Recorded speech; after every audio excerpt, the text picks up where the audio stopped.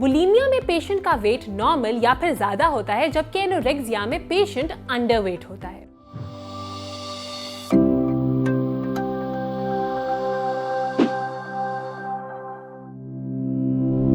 Nutrition के बारे में आज से पहले तक हमें कभी इतना एजुकेट नहीं किया गया, but we still misunderstand what health actually means.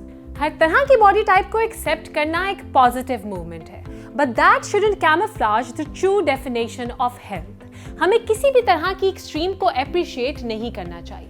Neither obese nor weak should be made comfortable and satisfied with the way they are, especially when we clearly have a solution to bring them back to normal. अगर आप भी उन लोगों में से एक हैं जो कि वेट गेन या फिर लूज करना चाहते हैं, then that's great. मगर उसके लिए सिर्फ आपकी डाइट और एक्सरसाइज ही मैटर नहीं करती, बल्कि the way you look has a lot to do with what you think and what you process in your mind. मिसाल के तौर पे आपने गौर किया होगा कि जब भी आप परेशान होते हैं, आप जरूरत से ज्यादा खाना खाते हैं। You might also end up snacking your comfort foods into your mouth when you are having a bad day or something kind of made you feel sad. ये तो कुछ easy going examples थी, इनकी कुछ extremes भी हैं।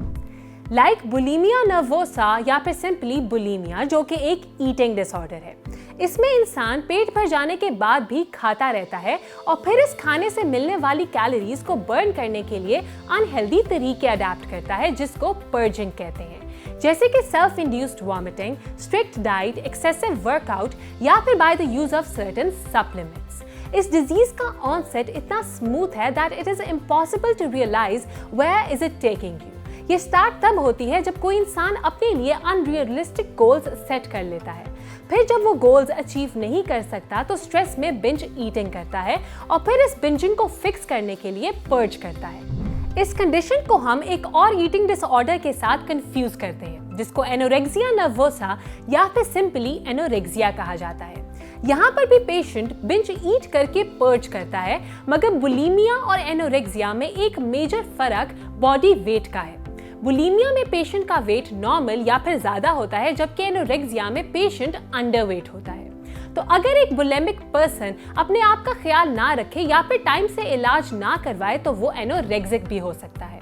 और यहाँ मसला सिर्फ फिजिकल अपीयरेंस का ही नहीं, बल्कि इस तरह का अनहेल्दी बिहेवियर अडेप्ट करके नॉर्मल बॉडीली फंक्शंस डिस्टर्ब हो जाते हैं और एक्सट्रीम कंडीशंस में it can also cause death. ये दोनों ही कंडीशंस एडोलेसेंस में ज्यादा कॉमन है और उसमें भी ज्यादातर केसेस हमें लड़कियों में मिलते हैं। आपके ख्याल में इसकी क्या वजह हो सकती है?